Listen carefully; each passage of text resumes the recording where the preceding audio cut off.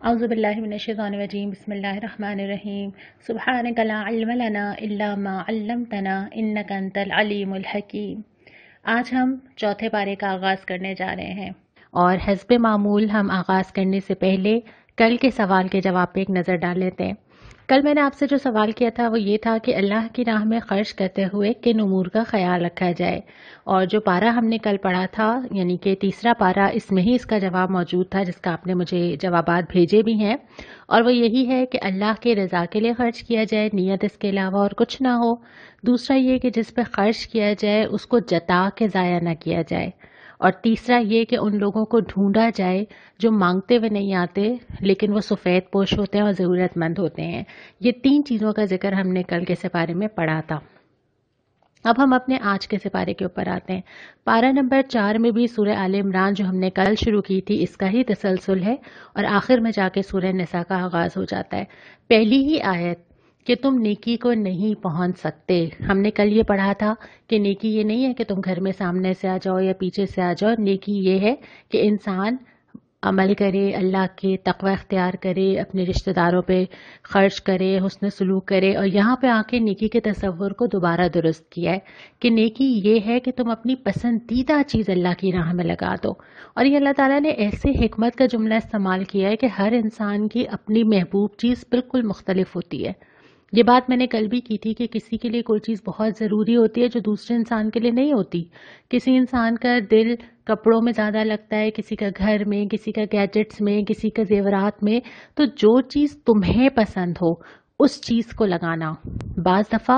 مال لگانا آسان ہوتا ہے، وقت یا صلاحیتیں لگانا مشکل ہوتا ہے۔ بعض لوگوں کے لیے وقت دینا آسان ہوتا ہے، پیسہ اللہ کی راہ میں دینا مشکل ہوتا ہے۔ تو جو انسان جس چیز کو محبوب رکھتا ہو اس چیز کو اللہ کے لیے لگایا جائے تو پھر وہ نیکی کے قریب پہنچے گا۔ اس کے بعد پھر حج کا حکم آتا ہے، حج کی فرضیت کا ذکر آتا ہے، اور ایک پھر بڑی ہی پیاری آیت آتی ہے، اللہ سے ڈرو جیسا کہ اس سے ڈرنے کا حق ہے۔ یعنی اللہ تعالیٰ کے بے شمار احسانات جو پچھلے پاروں میں ہمیں بار بار دکھائے گئے، کائنات، زمین، آسمان، وہ ساری چیزیں جو معمول کے مطابق چلتی ہیں اور جن میں سے کوئی ایک چیز بھی ہل جاتی ہے تو ہم حیران و پریشان ہوتے ہیں، وہ میرے جسم کے اندر چلنے والے بہت سارے سسٹمز۔ تو یہ ساری چیزیں ایسی ہیں کہ اللہ تعالیٰ کے بے شمار احسانات ہیں۔ تو اللہ کے احسانات اور اللہ کی دی ہوئی نعمتوں کے مطابق اس کا خوف اور اس کے ساتھ تعلق رکھا جائے۔ اور ہم نے یہ سورہ فاتحہ میں بھی پڑھا تھا کہ ابتدا ہی اس بات سے ہوتی ہے کہ اللہ تعالیٰ سب سے پہلے اپنا اور بندے کا مقام بتاتے ہیں، کہ انسان کو یہ سمجھ آ جائے کہ واقعتاً ہر چیز کا مالک اللہ ہی ہے اور میری کوئی اوقات نہیں ہے اللہ رب العالمین کے سامنے۔ اس کے بعد جو ہدایت کی گئی، سب مل کر اللہ کی رسی کو، اس قرآن حکیم کو مضبوطی سے تھام لو اور تفرقے میں نہ پڑو۔ یہ وہ چیز ہے جو مسلمانوں کو جوڑنے والی چیز ہے کہ ایک قرآن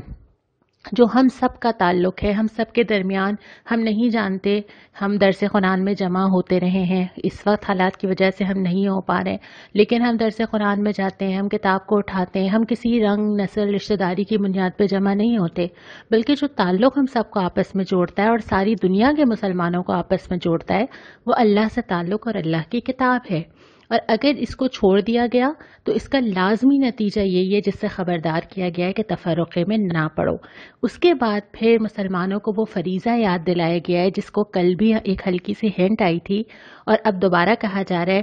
تم وہ بہترین گروہ ہو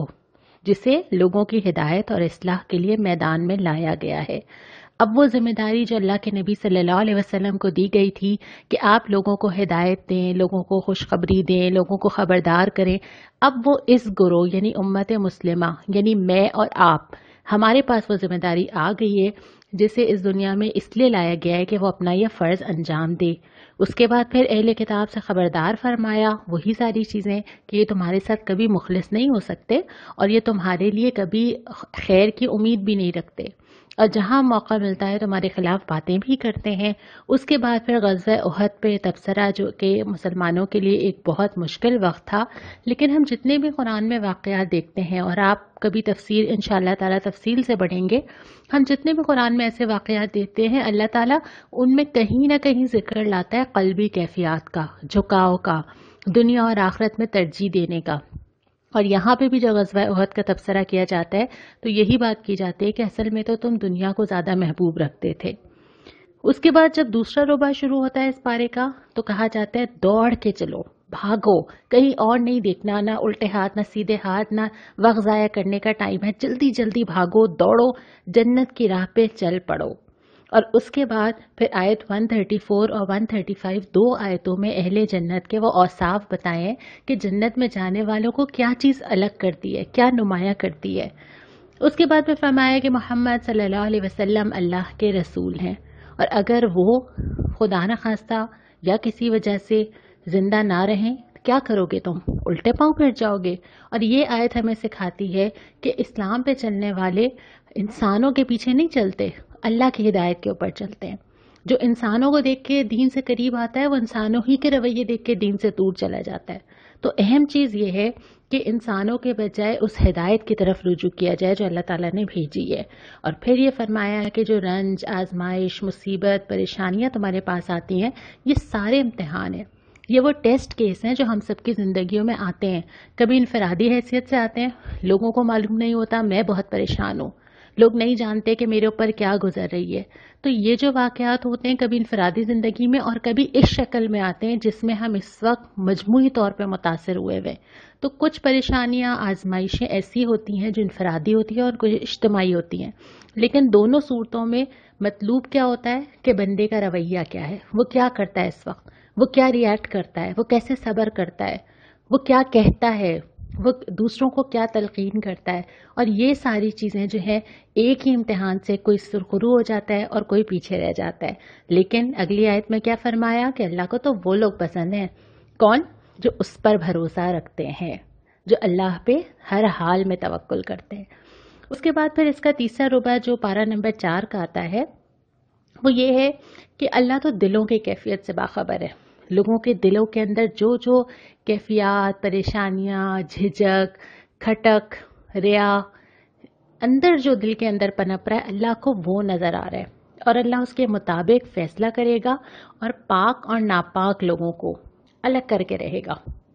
یہ تو دنیا کی زندگی ہے جس میں سب مجموعی طور پہ جا رہے ہیں، اللہ تعالیٰ اس کے اندر سے چھانٹ لے گا اور وہ انہی آزمائشوں سے چھانٹے گا۔ انفرادی اور اجتماعی جو حالات آئیں گے اسی میں سے اللہ تعالیٰ الگ کرتا چلا جائے گا ان لوگوں کو جو خالص ایمان اور اللہ پہ بھروسے کے ساتھ موجود ہیں۔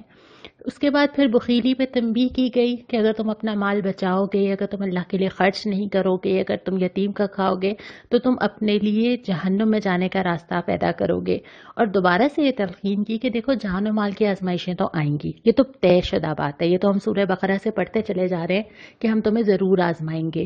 لیکن ان دونوں صورتوں میں پہلے بھی ہم نے پڑھا تھا صبر اور نماز سے مدد لو، یہاں پہ بھی دوبارہ آتا ہے کہ صبر اور تقوی، اللہ کا خوف اور اللہ پہ بھروسہ۔ ہم جانتے ہیں کہ صبر کا مطلب صرف یہ نہیں ہے کہ مجھے کوئی پریشانی آئی تو میں نے اس کے اوپر صبر کر لیا۔ صبر کا مطلب یہ ہے کہ کوئی بھی چیز، کوئی بھی حالت، کوئی بھی پریشانی انسان کی یکسوئی متاثر نہ کرے اور وہ اللہ کی راہ میں استقامت کے ساتھ کھڑا رہے، ڈٹا رہے، کوئی چیز اس کو ہلا نہ مارے۔ تو صبر اور تقوی یہ دو چیزیں ہیں جو ہر طرح کے حالات سے تمہیں نکال لیں گی۔ اب کرنے کا کام وہی ہے جو پہلے کہا کہ اللہ کی کتاب کو تمہیں پھیلانا ہوگا، دوبارہ تلقین کی گئی، اور یہ بھی بتا دیا گیا آخر میں سورہ آل عمران کے آخری رکوع میں جو مساوات مرد و زن کا ایک نقطہ ہے کہ اللہ کسی کا عمل ضائع نہیں کرے گا، خواہ مرد ہو یا عورت۔ گویا مرد اور عورت ہونا کسی کے اعمال پہ اثر انداز نہیں ہوگا۔ اللہ تعالیٰ نے بڑی بڑی مثالیں دی ہیں ان عورتوں کی جو کہ اللہ کی راہ میں بڑے بڑے درجے لے گئی ہیں، اللہ تعالیٰ نے قرآن میں ذکر کیا اور ہم آگے ان کا ذکر بھی سنیں گے۔ تو مرد ہونا یا عورت ہونا عمل کے لحاظ سے یا انجام کے لحاظ سے کوئی تفریق نہیں کرتا، دونوں اللہ کے لیے بالکل برابر ہیں۔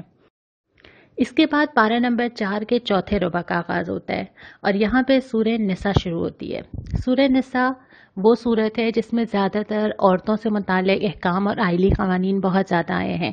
لیکن اس صورت کا آغاز ہی ان آیات سے ہوتا ہے جو خطبہ نکاح میں پڑھی جاتی ہیں، اور ان آیات میں اللہ تعالیٰ نے 2 دفعہ تقوی کا ذکر کیا ہے، 2 بار، اس لیے کہ تقوی ہی وہ چیز ہے جو تمام معاملات کو ٹھیک رکھ سکتی ہے۔ اگر عورت کو بھی اس بات کا خیال ہو کہ اس کو جواب لوگوں کو نہیں اللہ رب العالمین کو دینا ہے، اور اگر مرد کو بھی اس بات کا احساس ہو کہ اس کو جواب خاندان کو نہیں بلکہ اللہ رب العالمین کو دینا ہے، تو بہت سارے معاملات آسان ہو جاتے ہیں۔ یہی وجہ ہے کہ قرآن جہاں پہ بھی ایسے احکامات کا ذکر کرتا ہے جہاں لوگوں سے معاملہ ہے، جہاں ازدواجی معاملات ہیں، جہاں وراثت کا ذکر ہے، وہاں ہر جگہ تقوی کی تلقین کی جاتی ہے کہ خوف اللہ کا رکھو، لوگوں کا نہیں۔ اللہ کا خوف ہوگا تو زندگی بہت آسان ہو جائے گی۔ اور اس کے بعد پھر ایک سے زائد نکاح کی اجازت دی جاتی ہے، لیکن شرط یہ لگائی جاتی ہے بشرط کہ تم عدل سے کام لے سکو۔ اس کے بعد وراثت کے احکام بہت تفصیل کے ساتھ آتے ہیں، اور ظاہر ہے یہ ایک پورا موضوع ہے، ایک پورا علم ہے، علم وراثت، تو ہم بہت تفصیل سے شاید یہاں پہ ذکر نہ کر سکیں، لیکن آئندہ کہیں آپ ضرور اس کا علم حاصل کر سکیں تو ضرور کریں۔ وراثت کے احکامات کے بعد ایک بڑی پیاری آیت ہے کہ اللہ پر بندوں کی توبہ کا حق ہے، یعنی یہ اللہ پر حق ہے کہ جب بندے اللہ کی طرف پلٹیں تو وہ ان کی توبہ قبول کرے۔ بس کچھ شرطیں ہیں، اور وہ شرطیں کیا ہیں کہ وہ اصرار کرنے والے نہ ہوں، وہ یہ نہ ہو کہ گناہ پہ کیے جا رہے ہیں کہ بس اللہ سے توبہ کر لیں گے اور معاف ہو جائیں گے، نہیں، بلکہ وہ سچے دل کے ساتھ پلٹنے والے ہوں، وہ اللہ کے پاس آئیں، شرمسار ہوں، آئندہ نہ کرنے کا عہد کریں، تو پھر یہ اللہ پر حق بن جاتا ہے کہ اللہ اپنے بندوں کی توبہ کو قبول کرے۔ اور یہ بہت بڑی تسلی دینے والی آیت ہے۔ ہم سب کے اعمال ہم اپنی زندگیوں میں جھانکتے ہیں تو ہماری زندگیاں کس راستے پہ چلتی ہیں؟ ہم اللہ کی رحمت کے محتاج ہیں۔ ہم انفرادی طور پہ بھی اور اجتماعی طور پہ بھی جن حالات کا شکار ہیں، اس کے پیچھے کہیں نہ کہیں ہم سب کی اللہ کی راہ سے بھٹکنا ہوگا، ہم سب کی کوتاہیاں ہوں گی، ہم سب کے گناہ ہوں گے۔ تو یہ وقت ہے کہ اللہ کے پاس پلٹا جائے، یہ وقت ہے کہ اللہ کی طرف جا کے اللہ سے عافیت مانگی جائے، اللہ سے مانگا جائے کہ ان حالات سے اللہ تعالیٰ ہمیں نکالے، اور اللہ سے توفیق مانگی جائے کہ اللہ تعالیٰ ہمیں اپنے راستے پر ہی رکھے۔ اور اس سپارے میں پھر آخر میں جو ہے محرم رشتوں کی پوری فہرست دی گئی ہے کہ وہ کون کون سے رشتے ہیں جن میں باہمی نکاح نہیں ہو سکتا۔ یہاں سے ہمارا پارہ نمبر 4 تو ختم ہوتا ہے، لیکن جو سوال مجھے آج آپ سے کرنا ہے وہ یہ کہ سورہ آل عمران میں اہل جنت کے کون کون سے اوصاف بیان کیے گئے ہیں، کون سے لوگ ہوتے ہیں جو جنت کی طرف دوڑتے ہیں، اور یہ آپ کو آیات 134 اور 35 سے انشاءاللہ ملے گا، تو آپ مجھے ضرور میل کیجئے۔ اور جو دعا آج آئی تھی وہ سورہ آل عمران ہی کی 147 آیت میں آئی تھی، جو آپ کے سامنے اس وقت آ رہی ہے۔ اللہ تعالی ہم سب کو قرآن کا فہم عطا فرمائے، آمین۔